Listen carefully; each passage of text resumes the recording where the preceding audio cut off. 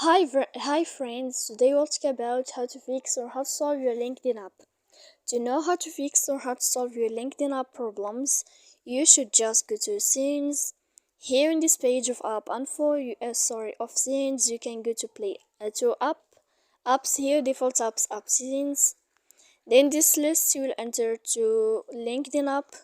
You will find it here in this page and you will enter. When you'll find this page of app info, you will click on first stop and you will click OK. Then we'll enter to the window of storage. Here we click clear cache.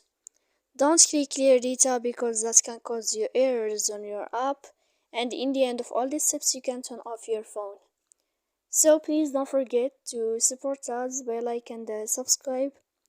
See you next time in another video and thank you for your attention and your watching.